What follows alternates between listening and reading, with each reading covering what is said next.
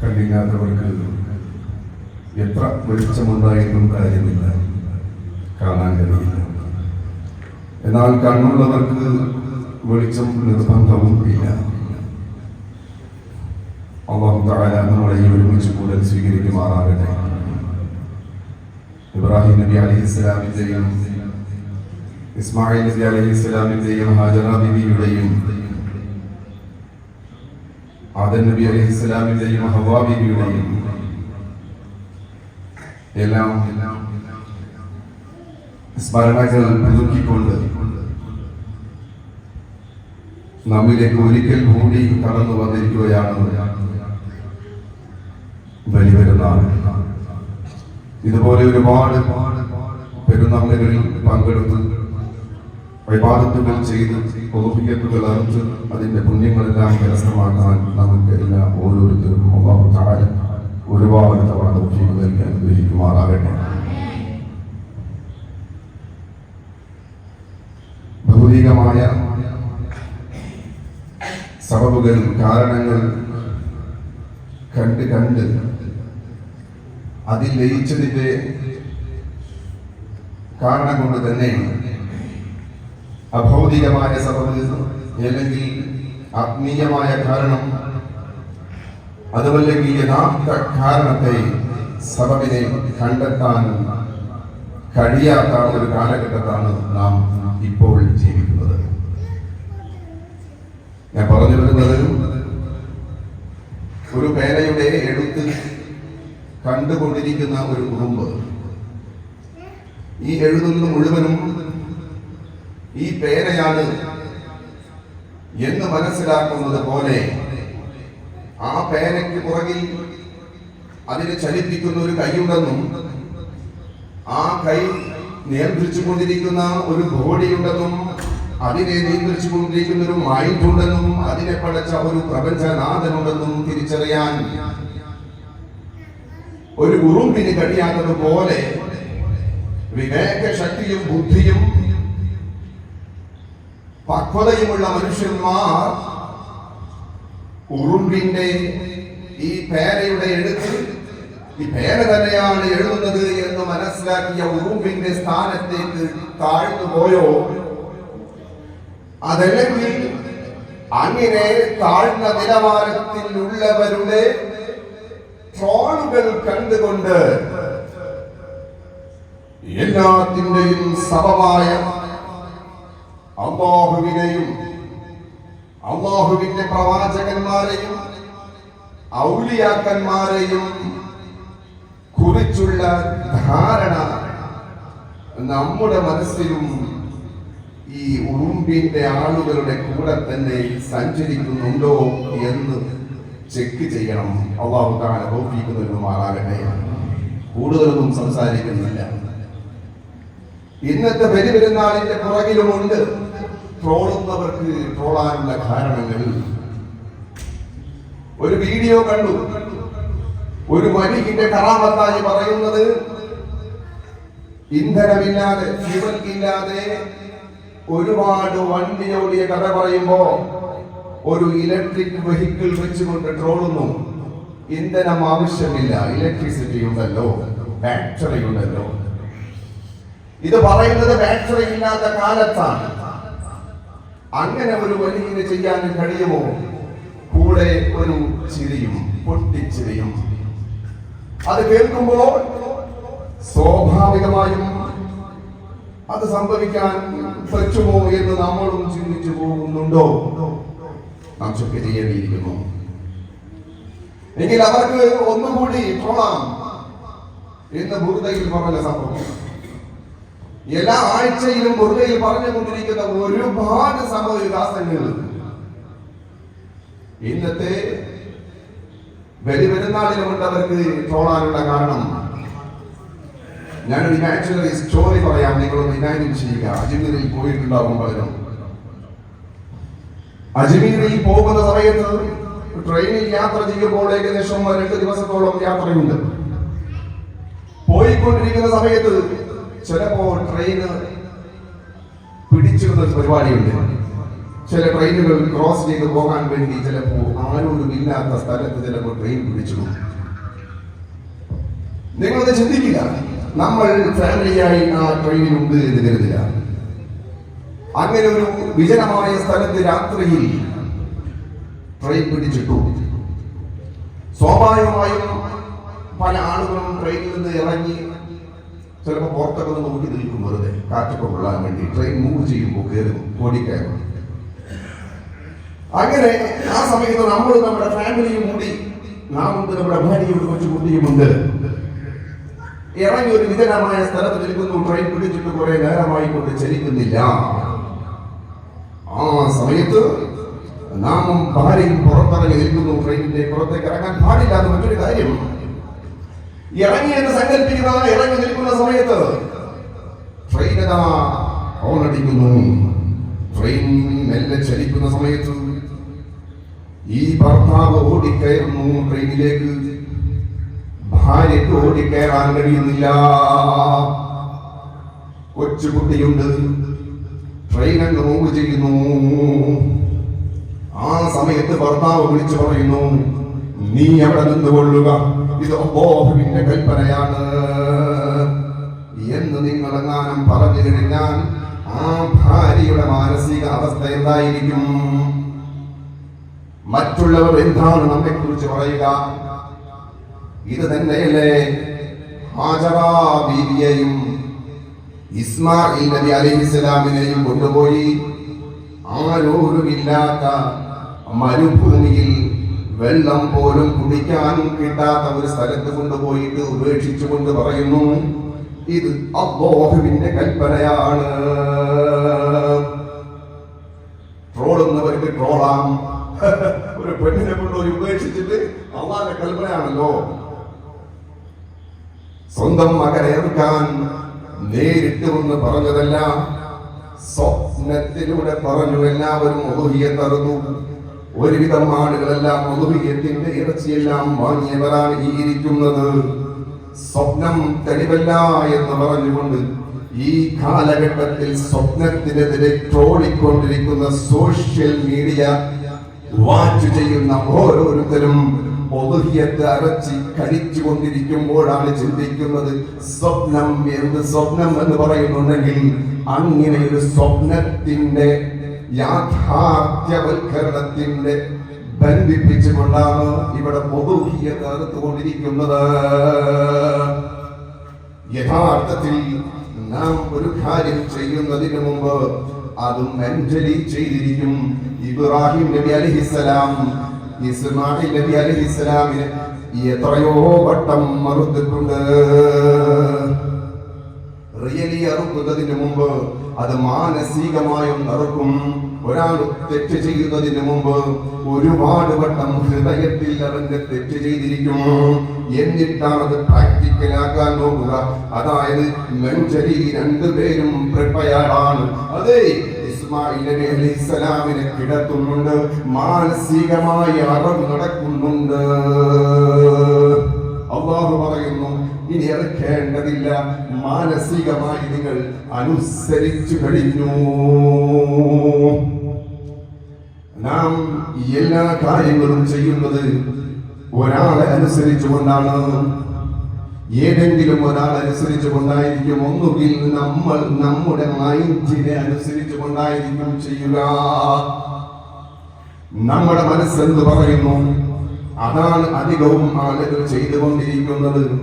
നമ്മുടെ മനസ്സ് ചിലപ്പോ കിടക്കാൻ പറയുന്നു. സുബഹിയുടെ വാക്ക് കേൾക്കുന്ന സമയത്തും സുബഹി ആകുന്ന സമയത്തും കിടക്കാൻ നമ്മുടെ മനസ്സ് നമ്മോട് പറയുമ്പോൾ നാം മനസ്സിനെ അനുസരിക്കുന്നു. അതിന് പകരം അല്ലാഹു പറഞ്ഞത്, മുത്തുനബി സ്വല്ലല്ലാഹു അലൈഹി വസല്ലമ തങ്ങൾ പറഞ്ഞത് നാം അനുസരിക്കുകയാണെങ്കിൽ നമുക്ക് ശാശ്വതമായ വിജയമുണ്ട്. അല്ലാഹു തആല തൗഫീഖ് നൽകി അനുഗ്രഹിക്കുമാറാകട്ടെ. ട്രോളുന്നവർക്ക് ട്രോളാനുള്ള വരികളാണ് ഇതിൽ പറയുന്നത്.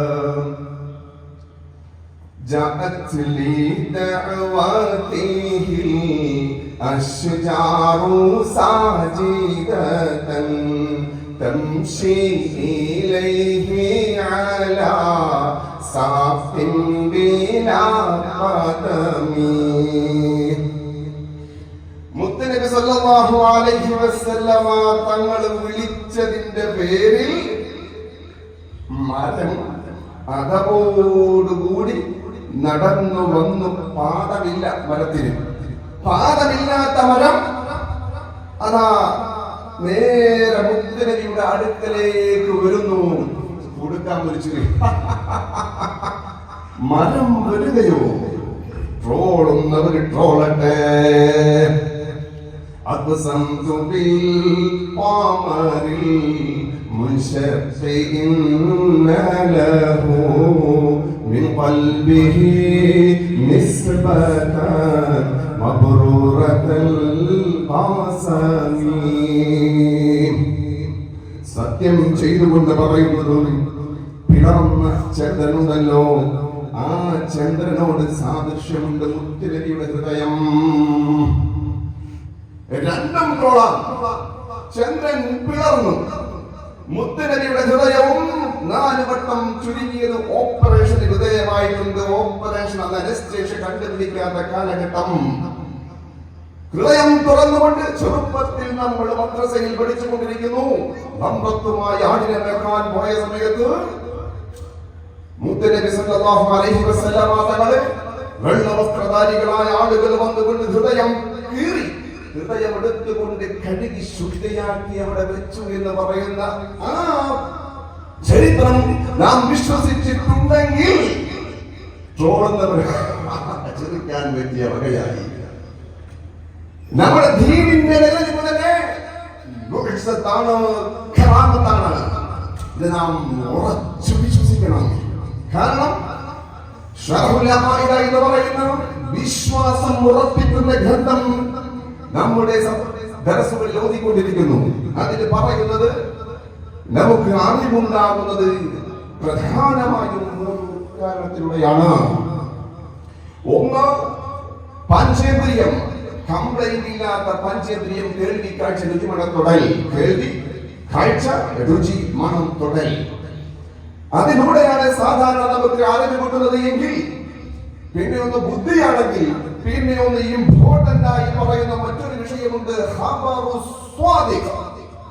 സത്യമായ വാർത്ത. ആ സത്യമായ വാർത്തയിൽ 2 വിഭാഗമുണ്ട്. ഒന്ന് ഖബറുർ റസൂൽ. ദീൻ സത്യമാണ്, ഞാൻ പ്രവാചകനാണ്. ആര് പറഞ്ഞു പ്രവാചകനാണെന്ന്? ഞാൻ പറയുന്നത് മുഴുവൻ സത്യമാണ്. ആഖിറമുണ്ട്, നമ്മൾ കണ്ടിട്ടില്ല.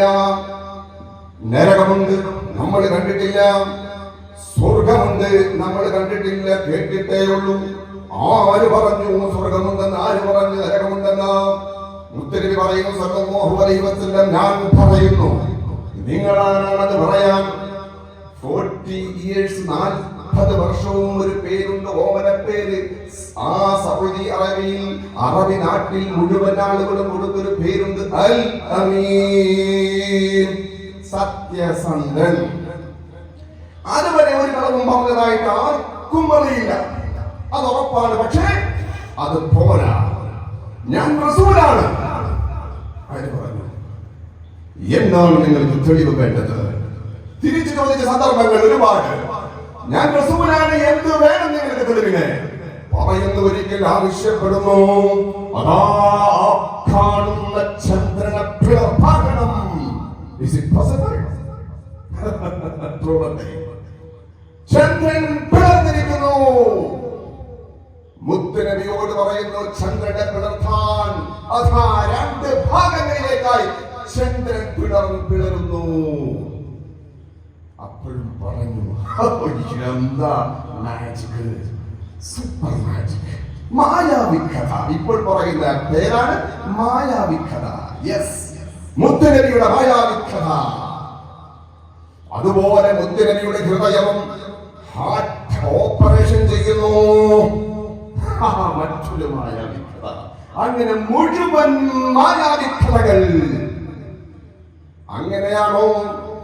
നാം ചിന്തിക്കണം, ഇതിന്റെ പുറകിൽ ഒരു ആത്മാവുണ്ട്.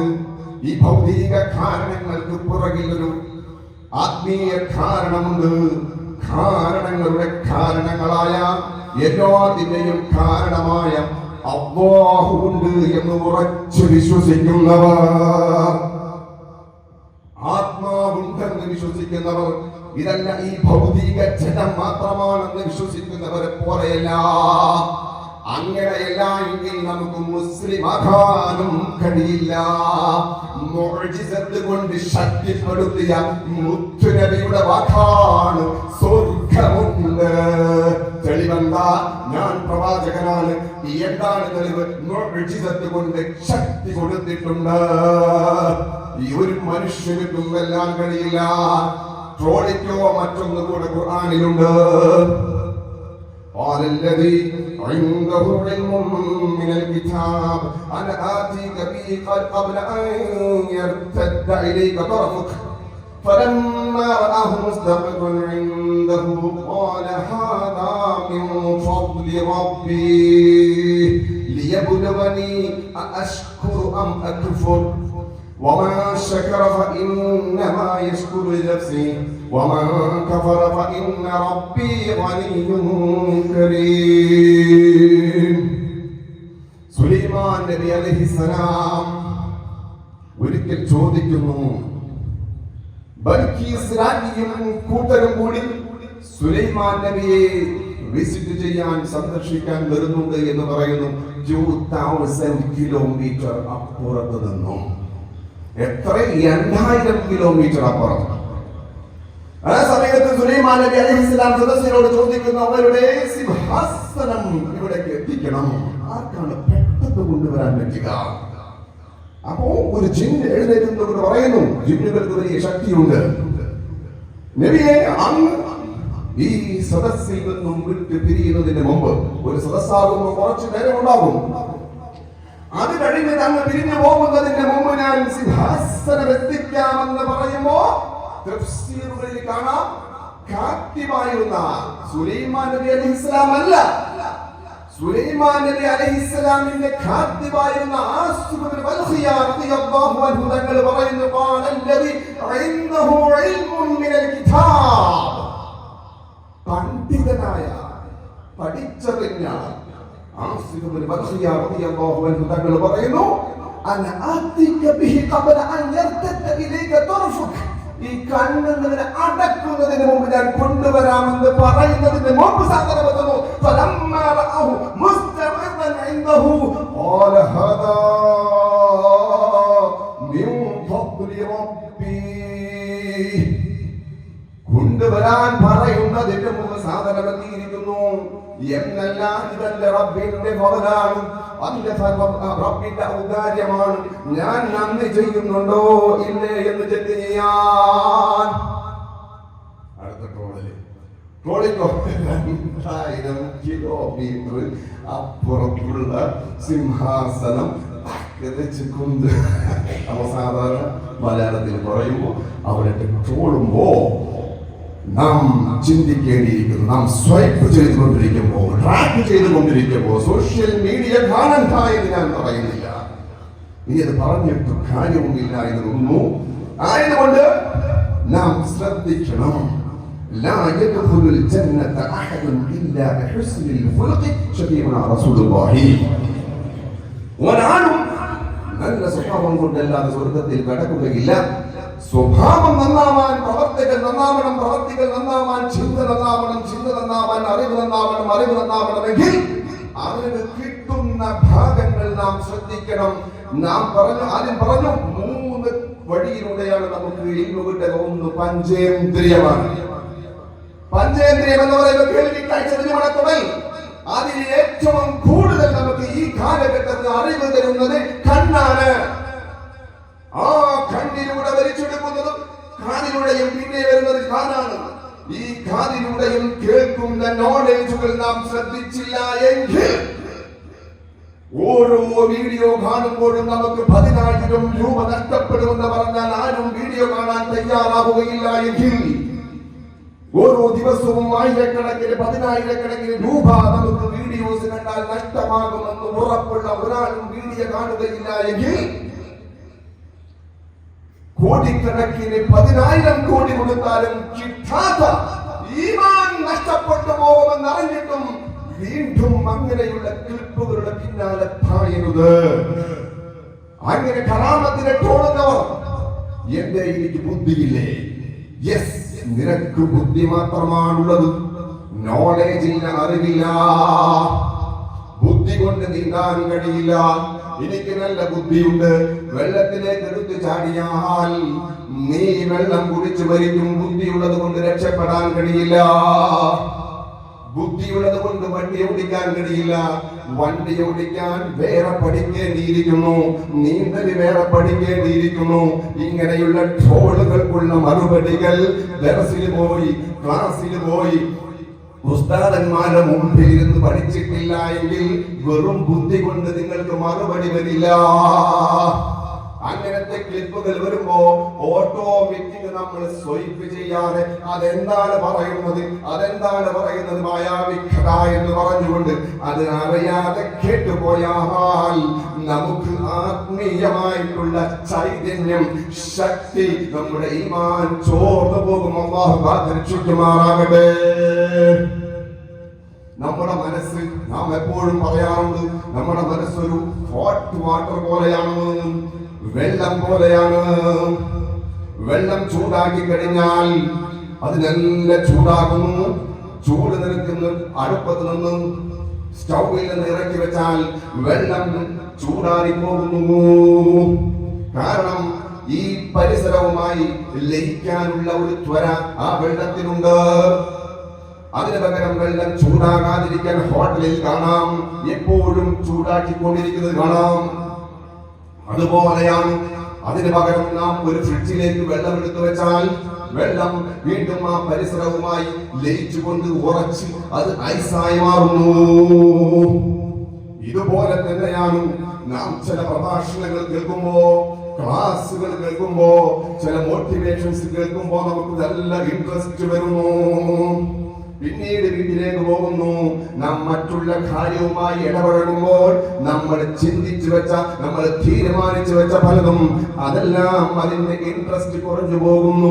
ആയതുകൊണ്ട് നാം വീണ്ടും വീണ്ടും സെൽഫ് മോട്ടിവേഷൻ കൊടുക്കണം.